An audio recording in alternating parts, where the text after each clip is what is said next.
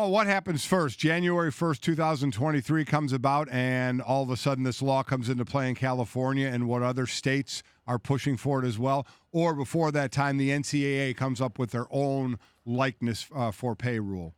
Yeah, Mike, I think it's obvious the NCAA, and despite what Mark Emmert said, calling it an existential threat, big word there. Well, it's a threat. Let's be clear. I had to look that one up this morning. I think they'll find an accommodation. They can't afford not to. And they know what's going on in and around college athletics. And I think the concern by the people out in the hinterlands are that this is only going to help the rich. But especially in both college football and college basketball, the rich are not really going to be affected. We all know that about 5 or 6 schools recruit probably 50 or 60% of the blue chip athletes. In basketball, it's all dictated by the sneaker companies. Certain players are going to Kentucky, Kansas, or Duke because of what's happened way before that. I think what this is going to do, though, it's going to give the not so famous athlete a chance to make a little bit of money. I don't think volleyball players and soccer players and baseball and softball players are going to cash in tremendously, but at least they'll be able to have the same rights as anyone else on that campus to profit from their name. I think the biggest misconception from people listening and watching right now is that this is a strict, straight, pay-for-play bill. It's not. The colleges are not going to pay athletes. They're just simply giving them an opportunity to make money off their likeness. Now, there is one thing to be concerned about. And at certain schools, will big fat cat boosters be able to funnel money through car dealerships and other places? Yes, they will. But guess what? They're probably doing it right now as we speak anyway. Talking to Paul Finebaum, host of the Paul Finebaum Show on the SEC Network, here with us on the Shell Pennzoil Performance Line. All right, Paul, switching gears to some of the stuff that we've got going on the field. Alabama jumps to number 1 in the latest set of polls coming off this last weekend where Clemson gets a narrow win. Heather Dinich comes out and then says when she looks at college football, she thinks the top 4 teams are all from the Southeastern Conference right now. Do you agree? No, and please don't let anyone in the SEC know that I said that.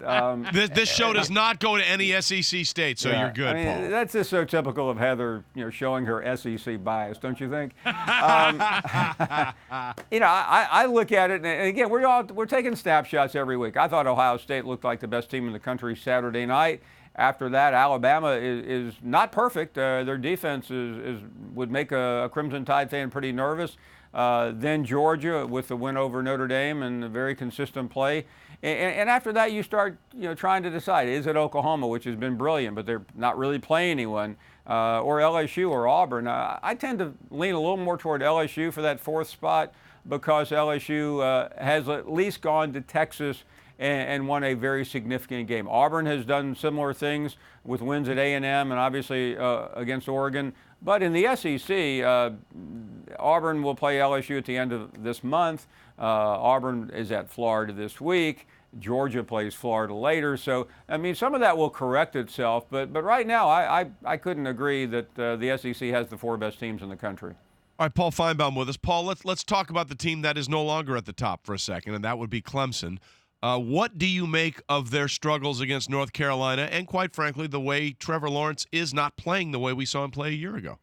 It just seems like they are playing with the weight of the world on their shoulders, and sometimes we see that in professional sports and especially in college sports. And I think they literally spent the whole offseason hearing how they were invincible, impenetrable. They beat Alabama by 28 points, and they'll beat everyone else this year by more.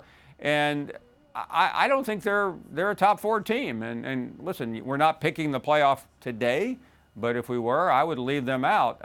I think had they lost to North Carolina on that missed 2-point conversion, they would be done. I don't think they have a path back because I think their schedule is ridiculously easy, primarily because their biggest win, A&M, right now is a run-of-the-mill team. It took A&M to the final play of the game to beat Arkansas, which is the worst team in the SEC. So I think there are about 6 teams in contention at the moment. But to me, Clemson could not beat one of the 4 that I just got through mentioning. Paul Finebaum joining us, and Paul Finebaum Show on the SEC Network. Paul, what Lincoln Riley is doing with quarterbacks in Oklahoma, from Baker Mayfield to Kyler Murray now to Jalen Hurts, is different from those quarterbacks, but still having and play incredibly well. 3 years from now, 2 years from now, 3 years from now, is he in the NFL, or do you think with the way money can get to be somewhat equal with guys like what Saban are making, Lincoln Riley could get there, that he could actually stay in college or make some move to the pros? I believe he'll be tempted, and we all know he grew up in Texas, so does that mean the Cowboys? Well, the Cowboys will have to have another couple of games like Sunday night for Lincoln to be eligible, but I think the temptation is too great. As much as we all love college football, the NFL is where the action is. That's where you're seeing the better coaches, not the better coaches, but the younger offensive coaches gravitate. And I think he'll be tempted because the money will be similar, but I think the upward mobility will be greater. And I know that he would like to win a national championship at Oklahoma, but I'm not sure he's going to, because as good as Oklahoma is and as great as he is, they have a more interesting path because they just don't have the type of defense yet out there. It's better than it was a year ago that I think can deal with the Alabamas of the world, the Georgias, and most years, perhaps not this year, the Clemsons of the world. Thanks for watching ESPN on YouTube. For more sports, highlights, and analysis, be sure to download the ESPN app. And for live streaming sports and premium content, subscribe to ESPN Plus right now.